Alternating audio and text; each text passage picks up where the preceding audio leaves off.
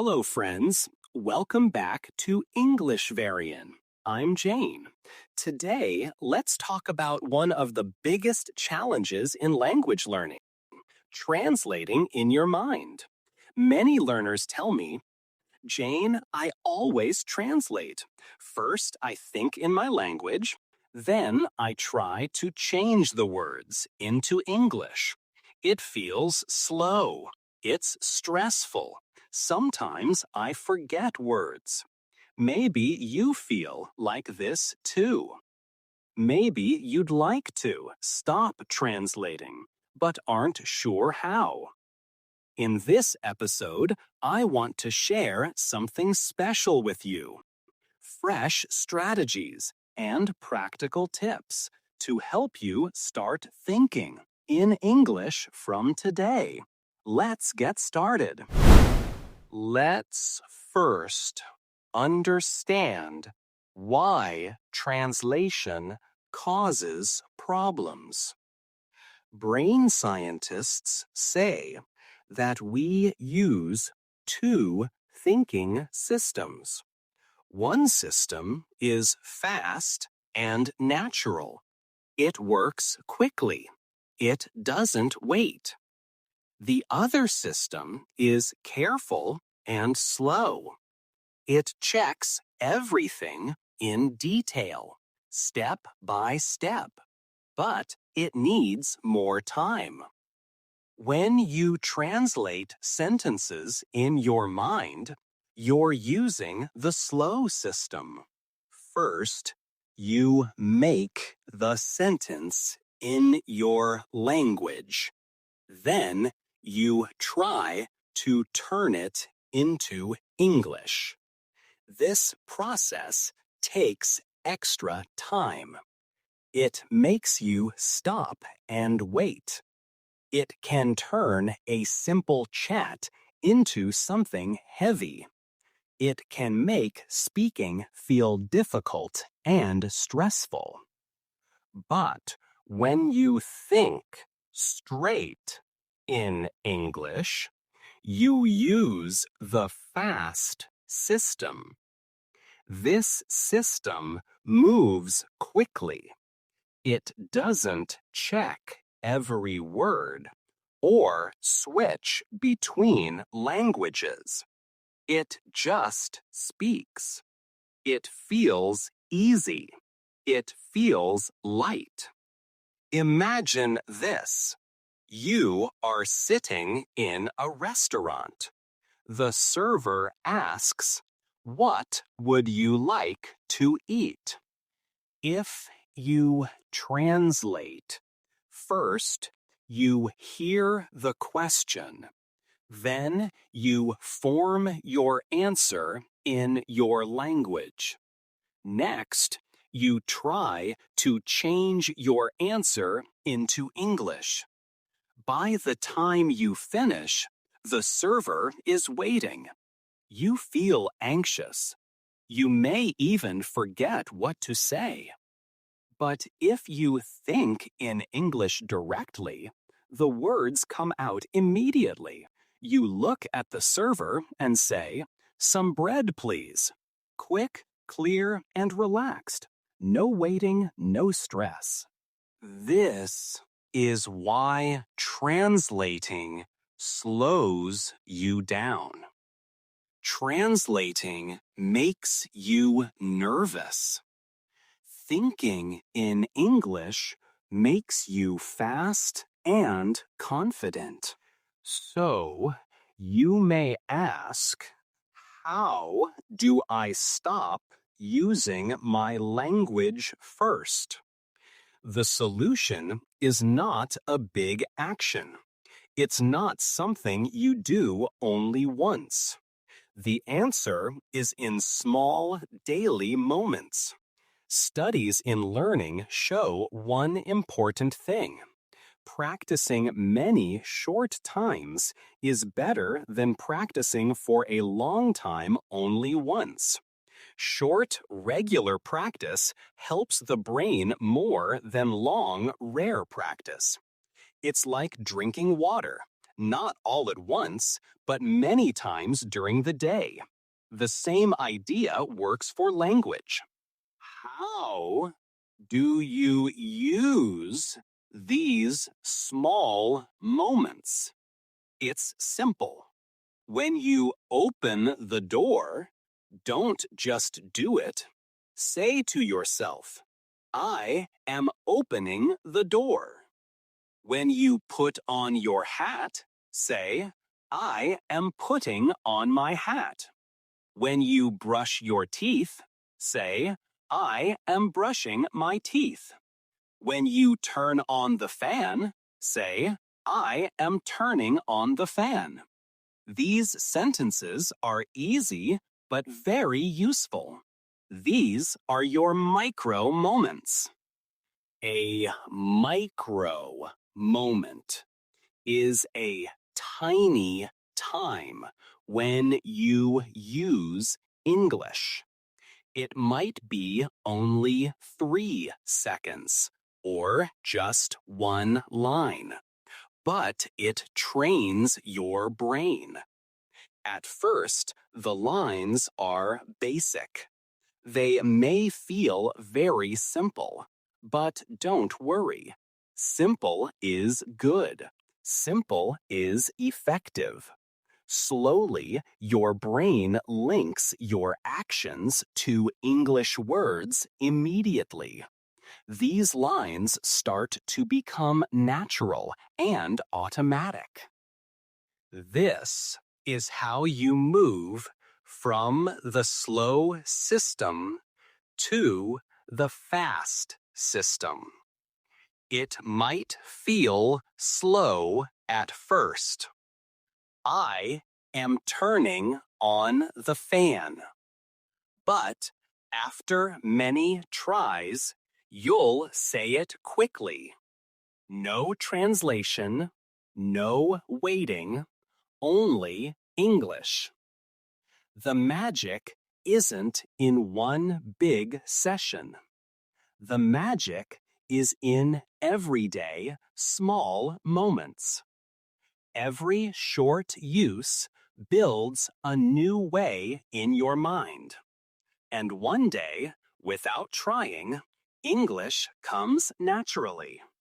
Lots of learners say, Jane, I want to think in English, but I don't live in an English-speaking country. What can I do? That's a useful question. The best way to think in English is to be where English is everywhere.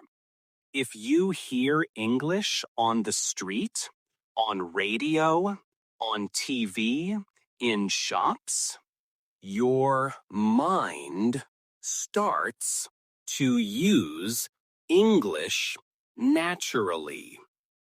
But not everyone can move to another country. Not everyone can travel abroad. So what can you do? Make small English islands in your daily life. What does English island mean?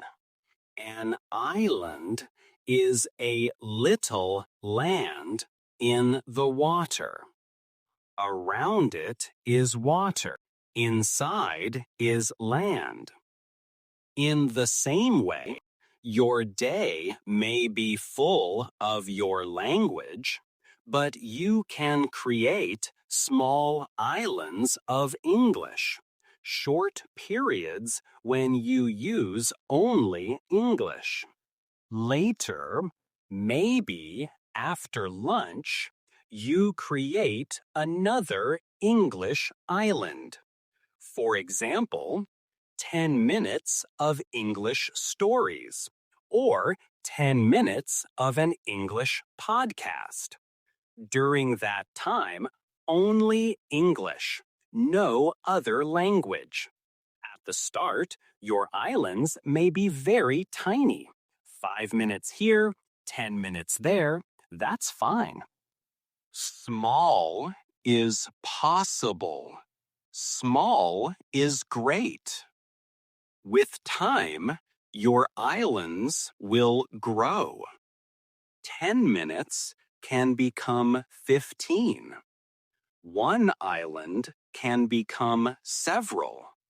Step by step, your day will have more English moments. The more islands you build, the less you translate. Remember, you don't need to be in London or Canada to think in English. You can build a world of English in your own routine, day by day, island by island. Here's another tip from studies. Try using mental pictures, not words from your language. When you learn a fresh English word, most learners do something that slows them down. They connect the new word with its name in their language. This feels easy for a moment, but it makes you slower later. Why? Because every time you use the word, your mind travels back to your own language before coming to English. Train your mind a better way. Instead of linking a new English word to your first language, link it to a picture in your mind, a sight, a smell, or a feeling. For example, if you learn the word banana, don't think of the translation. Feel its weight. See its yellow color. Imagine peeling it and tasting it. Now, when you hear banana, your mind goes straight to the image. English to picture, not English to translation. This method is strong because children learn this way. A child does not learn cat by translating. A child sees a cat, hears cat, and links the name and image together. Here's another technique. It might sound strange, but talking to yourself is a great method. Experts call this self-talk. Self-talk means you say words to yourself, sometimes quietly, sometimes out loud. You can say, "I am walking fast," or "I need my wallet," or "Nice job, I finished my task." You are your own English friend. You are your own English teacher. This costs nothing and is private, but very helpful. So, here's a simple weekly plan. In the morning, create a short English island at breakfast. Think only in English. During your day, use micro moments. One line for every small action. At night, watch a short video in English. Try to copy the feelings, not just the words. A short video in English. Try to copy the feelings, not just the words. Before sleep, use self-talk. Tell yourself about your day in English. This plan is not long or tough, but if you do it every day, you will see your mind changing, connecting English to life, not translation. So, friends, remember, translating is normal at the start, but it's not the final stage. You can move past it. You can build new paths in your brain. The more you connect English with actions, photos, and feelings, the quicker you'll start thinking in English. The more you practice, the easier it becomes. Thank you for joining English Verian. I'm Jane. Until next time, keep practicing, keep learning, and keep believing in yourself. Bye.